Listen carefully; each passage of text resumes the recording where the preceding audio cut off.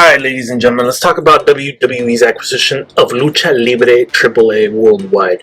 It was announced on April 19th, and it sparked debate about its implications for the wrestling industry, particularly in Mexico, where Lucha Libre is a cultural cornerstone of many of the Mexican population. I'm going to give you a detailed analysis of why the move could be problematic, covering economic risk, potential firings, name changes, cultural impacts, probably other relevant information and factors that you should consider. So don't take this lightly, don't assume that I know everything, but here's the information. Let's talk about the economic risk. So monopolistic control and market suppression. With WWE's acquisition of AAA, one of Mexico's premier wrestling promotions, it can lead to a monopolistic grip on the global wrestling market. Many critics, including myself, argue that WWE's history of acquiring competitors, for example WCW and ECW, has shown a pattern of absorbing and then dismantling or diluting rival promotions. This reduces competition and potentially stifles innovation and limiting opportunities for wrestlers and fans. Many people believe that the WWE's goal may be to dominate the Mexican market, using AAA as its stepping stone or foothold to marginalize competition, especially that of CMLL, which could harm the broader Lucha Libre ecosystem based on what we know already when monopolies occur. Now, the financial instability of AAA, well, AAA has faced financial struggles recently, particularly post-COVID, with declining quality, a lack of major TV deals, and relying on platforms like YouTube, Twitch, and a smaller television network called Multimedios. While WWE's investment could stabilize AAA's finances, there's definitely a risk that WWE might prioritize cost saving or cost cutting over preserving AAA's operations and history. WWE deems AAA unprofitable, it could scale back or shut down the promotion for sure. Now, let's talk about the talent exploitation and wage suppression. WWE's business model often involves controlling talent contracts tightly. Luchadores in Mexico, accustomed to AAA's more flexible structure, might face lower pay or restrictive contracts under WWE's umbrella. Historically, AAA's financial troubles led to talent departures. For example, Rey Mysterio and Psicosis that left to WCW in the 1990s and were needing to go and evolve and make more money. While WWE's acquisition could exacerbate this if the economic priorities shift towards profit or over talent retention. Another thing is that even though wrestlers in Mexico wrestle for the company, they also do independent promotional wrestling where they also get paid extra. Sometimes these restrictions are lifted by the company, but with WWE now at the helm, don't know if that's going to occur. So let's talk about the firings or potential firings and roster changes. WWE's acquisition might lead to roster streamlining, especially for luchadores who don't fit WWE's vision of global branding. AAA's rosters includes unique characters and gimmicks that may not translate properly into WWE's more standardized product. The firing of talent may deem essential. Specifically, one talent that is very controversial and has been in WWE in the past is the mega champion of AAA, Alberto El Patron. He has a controversial history, and his status under WWE's regime is definitely uncertain, which could lead to high-profile exits like his and others. Let's talk about the losing of creative roles or production. Beyond wrestlers, AAA employs promoters, bookers, and production staff. Just like the WWE, they might face redundancy in WWE centralized operations. Remember, now they're TKO. They belong to a brand with both UFC and WWE. What was under Vince McMahon is no more. The production, the quality is kind of a unified low group between UFC and WWE, where everything has changed. And so this could affect and impact, obviously, the production quality and the production views in AAA and those employees that are there. AAA is owned by the Roldan family, who have managed AAA since Antonio Peña's death in 2006. Antonio Peña being the uncle of the current Roldan ownership and brother and sister of the owner I guess you could say. Certain people will probably retain their roles, especially some of the board members under the TKO Group holdings, but their operational influence could diminish completely or diminish exuberantly.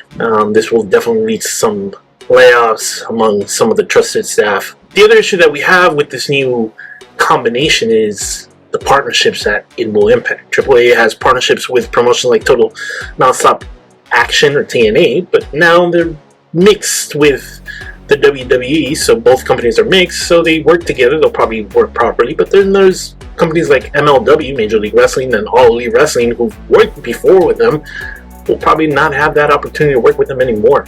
WWE's acquisition will most likely disrupt these relationships, limiting cross-promotional opportunities for luchadores and potentially reducing the exposure of the luchador as well as their income. Name changing is something that's going to be high priority, most likely, but that's something that's going to be evaluated. Basically, AAA's brand has been built over 30 years. It's synonymous with Lucha Libre in Mexico because of its high-flying luchadores, how the color for lucha, the luchadores, what they wear. And it's a risk that the WWE might need to take by rebranding AAA so that it aligns with its corporate image, diluting its identity and history, as it's done before with WCW and, of course, ECW. While Triple H has technically vowed to preserve Lucha Libre's traditions, historical precedence has shown us that WWE doesn't like doing that. Overall, ECW, WCW, they're no more, and their name isn't as synonymous as it was back in the day. There's a high possibility that Triple A's name is going to be changed to NXT Mexico or something of that nature. Basically, the cultural erosion is going to occur. Lucha Libre is deeply tied to Mexican identity, with masks and gimmicks carrying cultural weight. WWE's Americanized approach might prioritize marketability over tradition, potentially alienating Mexican fans. Yet at the same time, it could be something that the fans want and need. Storylines are important. Conversations are important. AAA has actually gone in that path compared to CMLL and its previous history. It's more American-based wrestling in a way, even though it has a inside the ring matches confer luchador style type of wrestling. Trademarks and intellectual property issues is one of the biggest things that's going to occur. AAA's trademarks have been contentious with past lawsuits over rights between AAA's Mexican entity and its U.S. partners. WWE's acquisition might complicate these issues. Specifically, it seeks to globalize AAA's brand, potentially leading to legal battles or changes to iconic characters' name and likenesses. So one of the most popular ones that everybody's probably going to recognize is LA Park, or La Parca, who we all remember from the WCW days with Conan, Rey Mysterio, Eddie Guerrero. They had a legal issue. The guy was La Parca in Mexico, and he had to change his name to LA Park when he was in WCW. One of the biggest issues that I see, and it's going to affect one of the biggest stars in WCW that occurred, and is now the producer or head booker of AAA, was the creativeness, and that's Conan.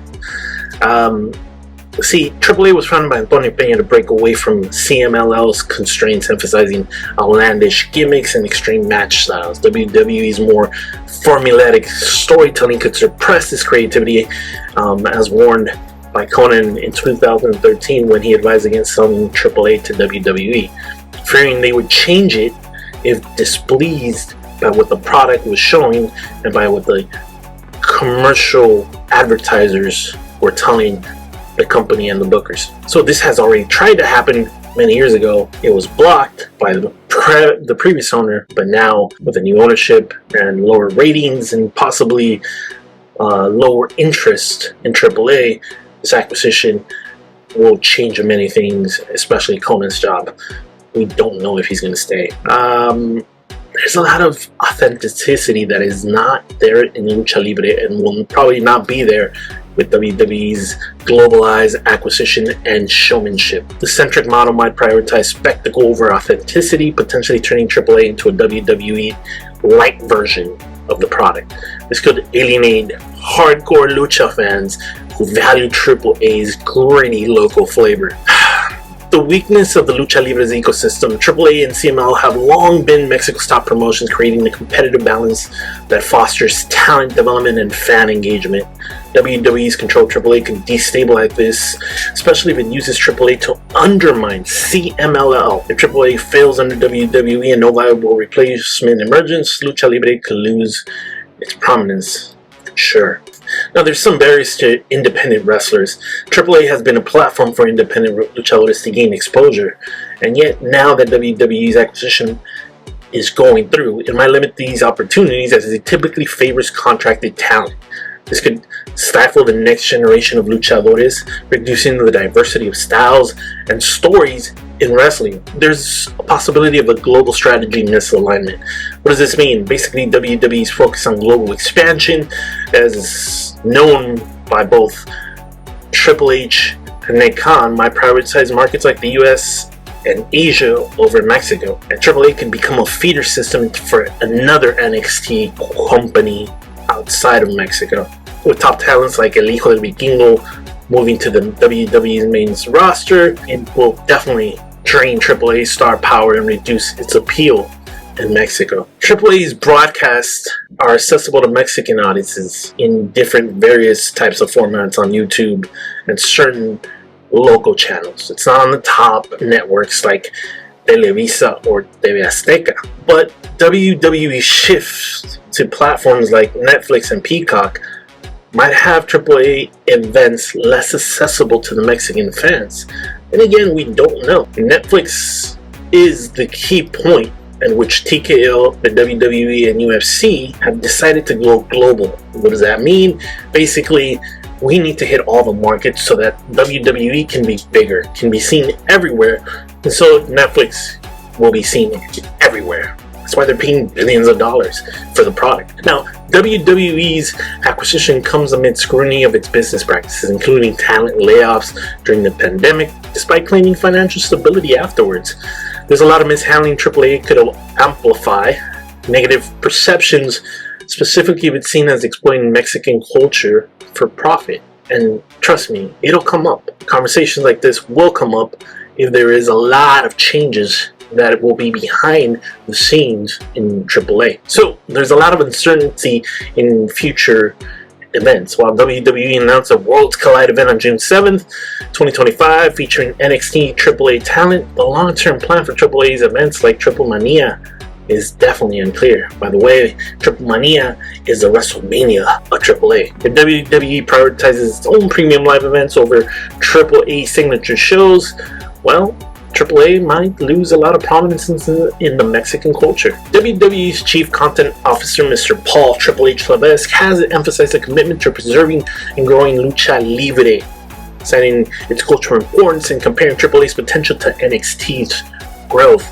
He insists WWE won't overhaul AAA's style, aiming to maintain its authenticity while expanding its reach. Yet, additionally, AAA's financial struggles suggest that WWE's resources could stabilize this promotion, potentially benefiting the talent and the fans, even though it might harm production members and staff. There is always going to be skepticism that pursues due to WWE's corporate priorities and history of prioritizing profit over culture. There's a lot of risks that are coming with this acquisition, including economic monopolization, potential firings, brand dilution, and cultural erosion. While WWE's investment could address AAA's financial woes, its track record and the concerns raised by fans and industry observers suggest that AAA's unique identity and the broader Lucha Libre landscape will suffer tremendously. The success of this acquisition hinges on WWE's stability to balance its global ambitions with respect to AAA's cultural and creative legacy. But historically, patterns and current sentiments lead every one of its fans on both sides of the border to be cautious. Let me know what you think of this acquisition by WWE of AAA. Thank you for watching. Don't forget to like, share, subscribe, and follow. We'll see you in the next one.